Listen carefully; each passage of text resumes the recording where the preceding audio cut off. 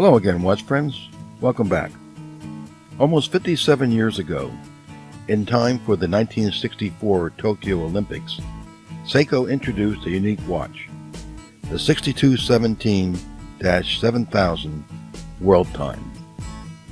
It was not a second time zone watch, nor a traditional GMT in the true sense of the word.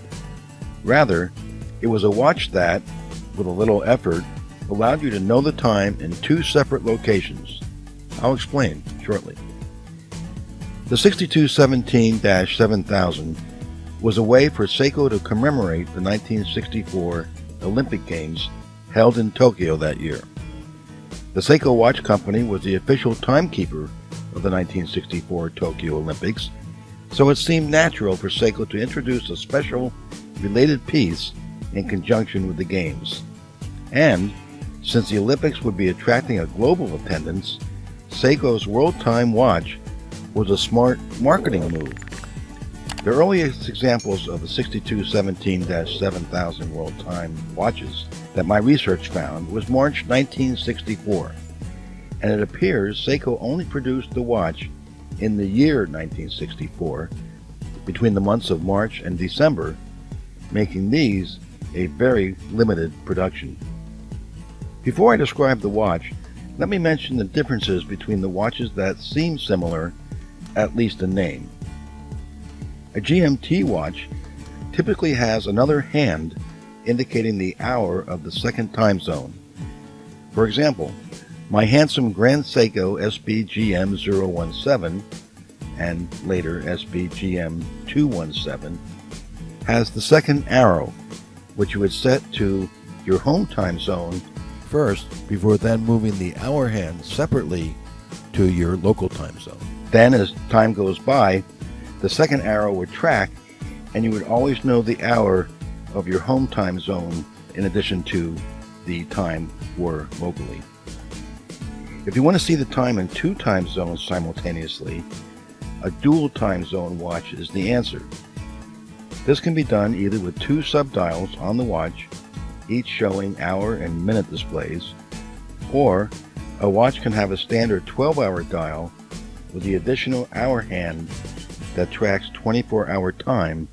The latter is usually referred to as a GMT watch, which allows you to monitor your home time in the 12-hour scale and the second time zone separately via the 24-hour hand. The Oris Big Crown is a good example of a two-dial watch. You can display your home time in the 3 o'clock subdial and the local hours and minutes on the main dial. On the other hand, or wrist, an example of a bezel used to show the other time zone is the Islander automatic dive watch with dual time. Here, the bezel can be rotated so that the time in the other time zone matches the current position of the hour hand. So whatever time it is locally, the bezel will show the correct time in the other zone. On this Seiko World Timer, the setting is as follows.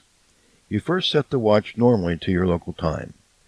Then, using the crown at 4 o'clock, rotate the inner bezel until the red arrow points to the city, any one of 24 time zones around the globe, of which you want the time. The black and blue inner track will tell you the time. Black indicates nighttime and blue indicates daytime. The only drawback is that, say you want to know the time in the other zone 2 hours from now, you will need to rotate the inner bezel once again to align the red hand with the city at that time. As explained, to use the World Time function, some effort is required on the part of the wearer. A few brief specs. The stainless steel case measures 38 millimeters in diameter and 11.5 millimeters in height.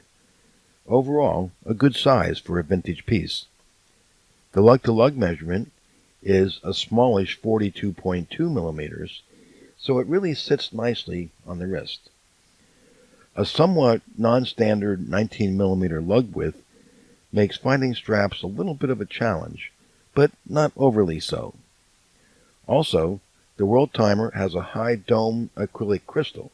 Just be careful so you don't knock it accidentally. The movement is Seiko 6217, as in the name, which lacks manual winding. It's one of Seiko's famous shake-and-bake models, where a brief shake of the watch gets it started and wrist motion keeps it wound. The automatic movement has 17 joules and runs at 18,000 beats per hour. My watch has the image on the back worn away. If it wasn't, you'd see the Olympic torch, appropriately, as shown here.